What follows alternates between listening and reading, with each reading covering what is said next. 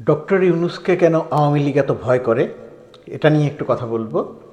Doctor Yunus new ইয়র্কে গেছেন, সেখানে সেইখানকার বাঙালি কমিউনিটির যে আওয়ামী লীগ অংশ, সেই আওয়ামী লীগাররা একটা বিক্ষোভ করেছে এবং বিক্ষোভের যে ভাষা এবং কেন বিক্ষোভ এবং এই যে বিক্ষোভের রেওয়াজ, এটা নিয়ে কয়েকটি কথা বলবো।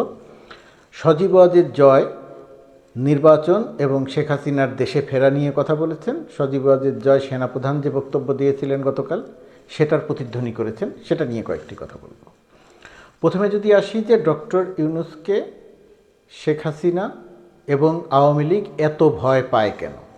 এই যে ডক্টর ইউনূস বিষয়ে অসত্য বিষোদ্গার, গালাগালি, অসত্য তথ্য, মিথ্যা তথ্য, প্রোপাগান্ডামূলক তথ্য শেখ হাসিনা সহ আওয়ামী লীগের নেতাকর্মীরা, সমর্থকরা প্রচার করেন, এর কারণটা কি? এর কারণটা হচ্ছে ডক্টর ইউনূসকে কেন্দ্র করে ভয়। ভয়টা কিসের? কারণ ডক্টর ইউনূস তার ব্যক্তিত্বকে এমন একটা জায়গাতে নিয়ে গেছেন বলতে তিনি তার কাজ দিয়ে নিয়ে গেছেন। কাজের কারণে সারা পৃথিবী তাকে সম্মান করে, পৃথিবী তাকে অন্য রকমের একটা মর্যাদা দেয়। ডক্টর ইউনূসকে যে সম্মান করে, ডক্টর ইউনূসকে যে মর্যাদা দেয়, সেটা অতীতে এই ডক্টর ইউনূস সরকার প্রধান হওয়ার আগে বহুবার এটা প্রমাণ হয়েছে। কিন্তু দেশের গণমাধ্যম গত ১.৫ দশকের বেশি সময় ধরে শেখ হাসিনা যেভাবে গণমাধ্যমকে কুক্ষিগত করে রেখেছিলেন, একটা তোষামোদী মাধ্যমে পরিণত করেছিলেন, সেই কারণে ডক্টর ইউনূসের কোনো সংবাদ শেখ হাসিনা প্রকাশ করতে দিতেন না। একটা হচ্ছে তোষামতকারীরা প্রকাশ করতেন না, আর তোষামতকারীর বাইরে যারা ছিলেন তারাও প্রকাশ করতেন, কিন্তু তুলনামূলকভাবে কম গুরুত্ব দিয়ে শেখ হাসিনার ভয়ে। তো তখন বিষয়টি তখন থেকেই আমাদের জানা ছিল, তখন থেকেই মানুষ জানতেন। কিন্তু এবার যখন তিনি নিউ ইয়র্কে গেলেন এবং নিউ ইয়র্কে গিয়ে তিনি যে সম্মান পেলেন, যে গ্রহণযোগ্যতা, যে মর্যাদায় নিজেকে অধিষ্ঠিত করলেন এবং বাংলাদেশকে অধিষ্ঠিত করলেন, সেটা পৃথিবীর মধ্যে একটা অন্যরকম মর্যাদায় বাংলাদেশ আসীন হলো। ধরুন, মার্কিন যুক্তরাষ্ট্রের প্রেসিডেন্ট সাধারণ অধিবেশনে যে সমস্ত রাষ্ট্রপ্রধানরা যান, কারো কারো সঙ্গে মার্কিন প্রেসিডেন্ট দেখা করেন, কথা বলেন। অধিকাংশ নেতাদের সঙ্গে, অধিকাংশ রাষ্ট্রপ্রধানের সঙ্গে তার একটা সবার জন্য যে আয়োজন, সেরকম একটা আয়োজনে দেখা হয়, সেরকম একটি আয়োজনে দেখা হয়, দাঁড়িয়ে কথা বলেন, ছবি তোলেন এবং সেটাকে ফলাও করে প্রচার করেন। শেখ হাসিনা গত কয়েক বছর ধরে বারবার করে সেই কাজটিই করেছেন। শেখ হাসিনা গত কয়েক বছর ধরে আমরা লক্ষ্য করেছি, বিশ্ব নেতাদের যাদের সঙ্গে তার মিটিং হয়নি, মানে বাইলেটারাল দ্বিপক্ষীয় মিটিং হয়নি, তাদের সঙ্গেও মিটিংয়ের ছবি প্রচার করেছেন। জাতিসংঘের ভেতরে ছোট্ট একটি পুরস্কার এক কোণা থেকে একজন তুলে দেন, সেরকম একটি পুরস্কারকে পৃথিবীর অন্যতম মর্যাদার পুরস্কার হিসেবে দেশের গণমাধ্যমকে দিয়ে তিনি এটা প্রচার করিয়েছেন। আর ডক্টর মোহাম্মদ ইউনূস মার্কিন যুক্তরাষ্ট্রের সর্বোচ্চ পদক তো পেয়েছেনই, নোবেল তো পেয়েছেনই। তো এবার যেটা হলো যে বাংলাদেশের কোনো প্রেসিডেন্টের সঙ্গে জাতিসংঘের সাধারণ অধিবেশন চলাকালীন মার্কিন প্রেসিডেন্ট বৈঠক করেন, এটা একটা বিরল এবং নজিরবিহীন ঘটনা, কিন্তু এবার সেটা ঘটলো। এবং সম্পর্ক কতটা হৃদ্যতাপূর্ণ, বর্তমান প্রেসিডেন্ট জো বাইডেন, সাবেক রাষ্ট্রপতি বিল ক্লিন্টন সহ তাদের সঙ্গে যে সম্পর্ক, সেটা আরেকবার প্রতিষ্ঠিত হলো।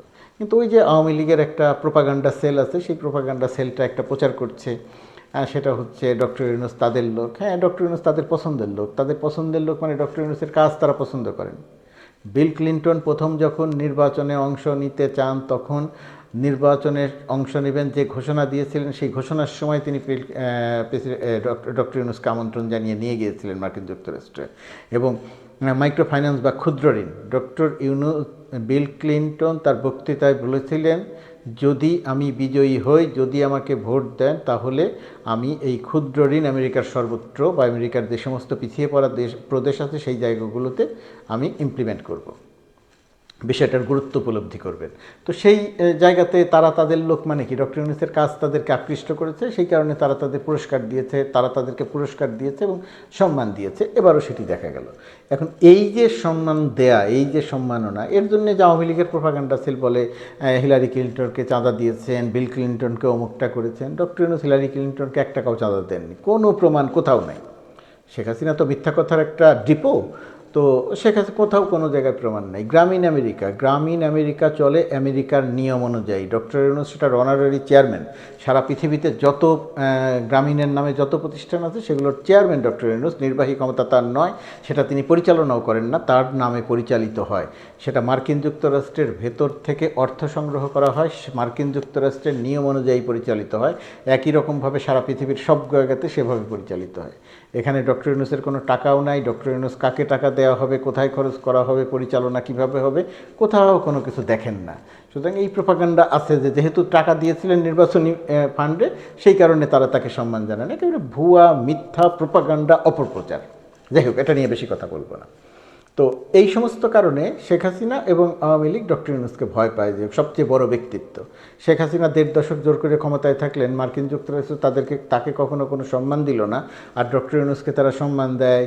ডক্টর ইউনূসকে জোর করে জেল দিতে চাইলে, বিচার করতে চাইলে তারা প্রতিবাদ করে। এগুলো শেখ হাসিনা বা আওয়ামী লীগের কাছে ভালো লাগার কথা নয়। এই কারণে তারা ডক্টর মোহাম্মদ ইউনূসকে একটা অপছন্দ করেন। আরেকটি কথা, আজকে কয়েকটি বিষয় নিয়ে একসঙ্গে বলি, যে বাংলাদেশের কোনো রাষ্ট্রপ্রধান যখন পৃথিবীর কোনো দেশে যান, সেই দেশে আওয়ামী লীগ বা বিএনপির যে নেতারা থাকেন, রাজনীতি থাকেন, তারা এসে, বিরোধী দলে যারা থাকেন তারা কখনো কখনো এয়ারপোর্টে, কখনো কখনো যে জায়গাতে সভা সেমিনার করবেন সেই জায়গাতে প্রতিবাদ করেন, বিক্ষোভ করেন। এটা হচ্ছে বাংলাদেশের রাজনীতির সবচেয়ে খারাপ দৃষ্টান্তগুলোর একটি। এটি বলছি আমি, যখন আওয়ামী লীগ ক্ষমতায় ছিল তখনও যখন বিএনপি এই ধরনের প্রতিবাদ করেছে, সমাবেশ করেছে, বিক্ষোভ করেছে বিদেশের মাটিতে, আমি তখনও সেটার প্রতিবাদ করেছি। আর এবার আওয়ামী লীগ যেটা করলো সেটারও প্রতিবাদ করছি। নিউ ইয়র্কে তারা যেটা করলো, নিউ ইয়র্কে তারা প্রতিবাদ করেছে ডক্টর ইউনূসের বিরুদ্ধে। একজনের দেখলাম তিনি একটি ডক্টর ইউনূসের ছবিসহ ব্যানার নিয়ে দাঁড়িয়ে আছেন যে ডক্টর ইউনূসের ফাঁসি চাই। এই যে রাজনীতি করেন মার্কিন যুক্তরাষ্ট্রের মতো জায়গাতে, এদের কি কোনো বোধবুদ্ধি নাই? এদের কি কোনো জ্ঞানকেন্দ্র নাই? ডক্টর ইউনূসের ফাঁসি চান আপনি কী কারণে? কারণটা কি?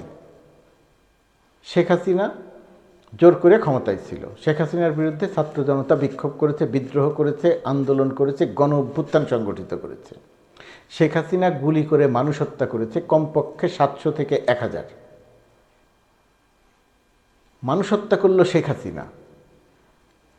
ভয়ে মানুষ হত্যা করে ক্ষমতায় থাকতে পারল না, ছাত্র জনতার হাতে পড়ার ভয়ে সে বাংলাদেশ থেকে পালিয়ে গেল। দেশের অর্থনীতি ধ্বংস করেছে শেখ হাসিনা, দেশের রাজনীতি ধ্বংস করেছে শেখ হাসিনা, দেশের পুলিশ বাহিনী ধ্বংস করেছে শেখ হাসিনা, দেশে গুম, খুন, আয়নাঘর প্রতিষ্ঠা করেছে শেখ হাসিনা।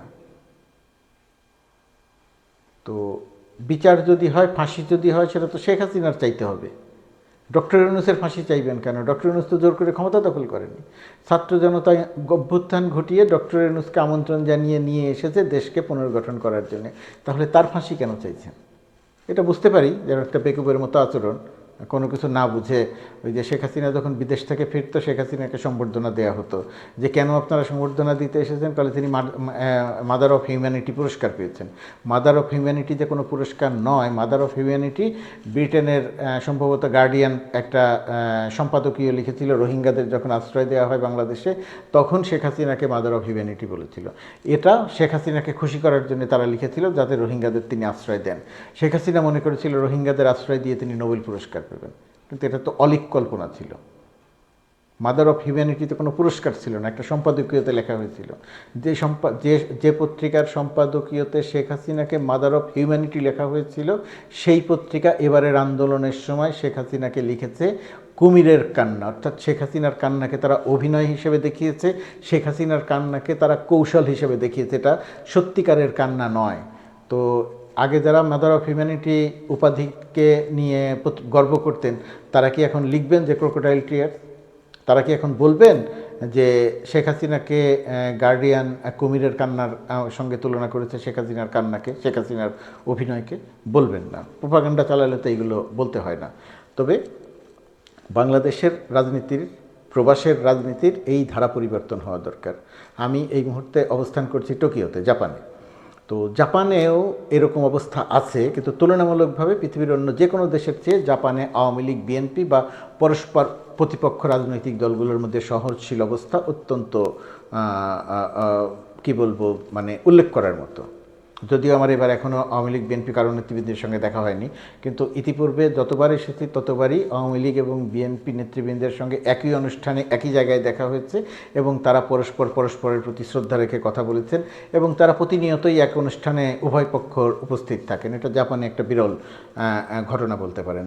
এখনও সেরকমই আছে, আগের চেয়ে হয়তো একটু অবনতি হয়েছে, আমি ধারণা করি যে এখনও হয়তো সেরকম অবস্থার মধ্যেই আছে। এবারে বলি সজীব ওয়াজেদ জয়ের নির্বাচন প্রসঙ্গ নিয়ে। ওয়াকারুজ্জামান, জেনারেল ওয়াকারুজ্জামান 18 মাসের মধ্যে নির্বাচনের কথা বলেছেন। কেন তিনি 18 মাসের মধ্যে নির্বাচনের কথা বলেছেন সেটা আমি জানি না। তিনি কেন নির্বাচন নিয়ে কথা বলবেন তাও আমি বুঝতে পারি না। তার কাজ সেনাবাহিনী পরিচালনা করা, নির্বাচন কে করবে, কারা করবে, কিভাবে করবে সেটা দেখার দায়িত্ব তার হওয়ার কথা নয়।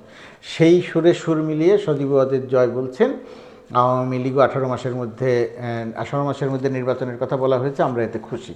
সজীব ওয়াজেদ জয় তো খুশি হবেনই এবং বাংলাদেশের মানুষ সবচেয়ে খুশি হবে যদি 3 মাসের মধ্যে নির্বাচন হয়। এখন প্রশ্ন হচ্ছে নির্বাচন নাকি পুরো দেশকে একটা পুনর্গঠন। নিঃসন্দেহে ডক্টর ইউনূসকে দায়িত্ব দেওয়া হয়েছে পুনর্গঠন। হতে পারে 15 মাসের মধ্যেই নির্বাচন, 18 মাস পর্যন্ত নাও যাওয়া যেতে পারে, কিন্তু সেনাপ্রধানের কথা বলে এরকম চাপ তৈরি করাটা অত্যন্ত অযৌক্তিক। সেই সুরে সজীব ওয়াজেদের কথা বলা সেটাও অনেকটা হাস্যকর। বর্তমান পরিস্থিতিতে শেখ আওয়ামী লীগের নির্বাচন বা গণতন্ত্র, নির্বাচন চাই, এটা নিয়ে কথা বলার মতো অধিকারী থাকার কথা নয়। সজীব ওয়াজেদ জয়ের আয়নার সামনে দাঁড়িয়ে নিজের চেহারা দেখা দরকার যে সে কী বলছে, দেশে কি করেছে, কি বলছে।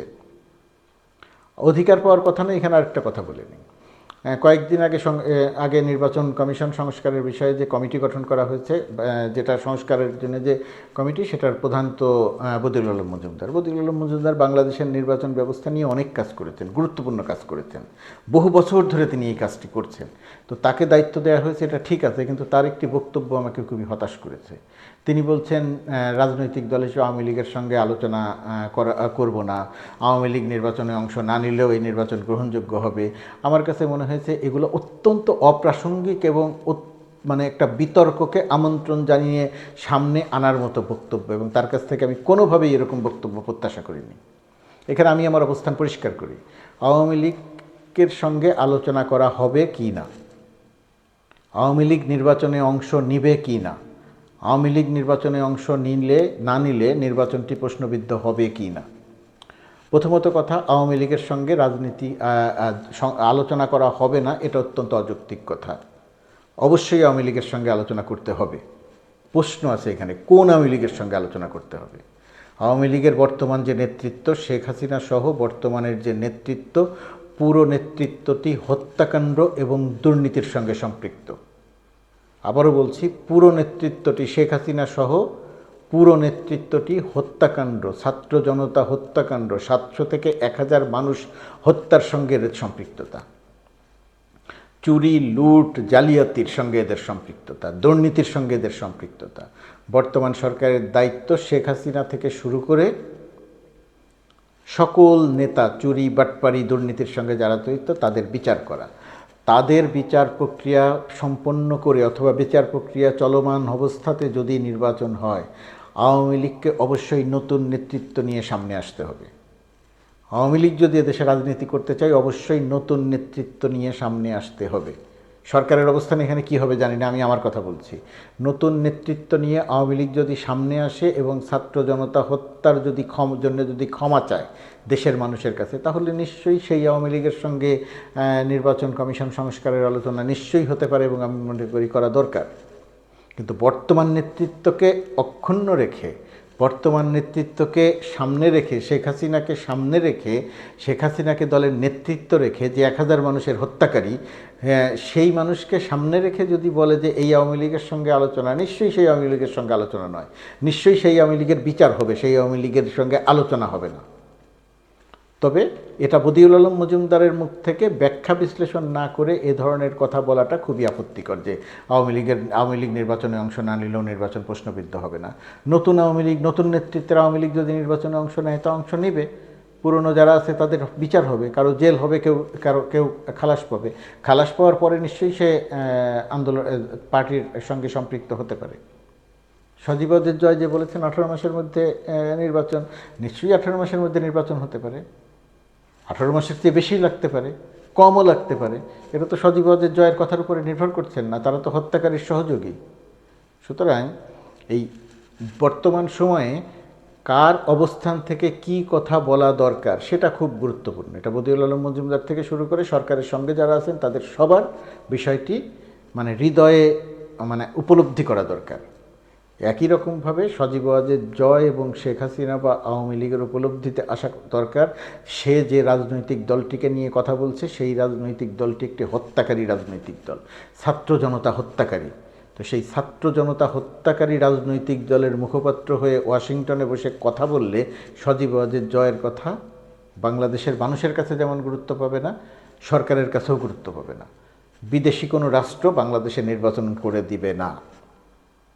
সমর্থন থাকবে, সেই সমর্থন থাকবে ডক্টর ইউনূসের পক্ষে, সজীব ওয়াজেদ জয় বা আওয়ামী লীগের পক্ষে নয়। তবে আমরা বিশ্বাস করি বাংলাদেশের সমস্যা বাংলাদেশই সমাধান করবে। ডক্টর ইউনূস যে দায়িত্ব নিয়েছেন তিনি দায়িত্ব নিয়ে সমস্যার সমাধান করবেন। দেশের মানুষের ভেতরে একটা হতাশা তৈরি হচ্ছে এইভাবে যে এখনও তো কিছু হলো না, মাত্র 1.5 মাস গেল, 16 বছর ধরে, দেড় দশক ধরে যে দেশকে অস্থিতিশীলতা তৈরি করেছে, অর্থনীতি ধ্বংস করেছে, পুলিশ ধ্বংস করেছে, সেনাবাহিনীর ক্ষতি করেছে, র্যাবের ক্ষতি করেছে, বিজিবির ক্ষতি করেছে, সেই রাষ্ট্রটি আর্থিক ব্যবস্থা ধ্বংস করেছে, সেই রাষ্ট্রটি 1.5 মাসের জন্য সব কিছু একেবারে পুনর্গঠন করে ফেলবে, পুনর্গঠনের রোড ম্যাপ ঘোষণা করবে। এগুলো বসে বসে বিদেশে বসে বসে কল্পনা করা যায়।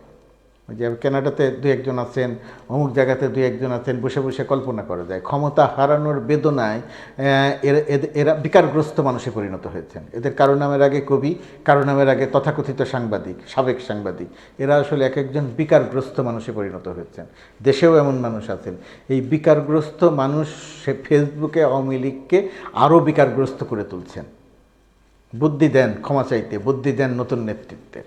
সেটা না করে বিকারগ্রস্ত আচরণ করলে নিজেরাও ঘৃণিত হবেন, আওয়ামী লীগকে আরও ঘৃণিত দলে পরিণত করবেন।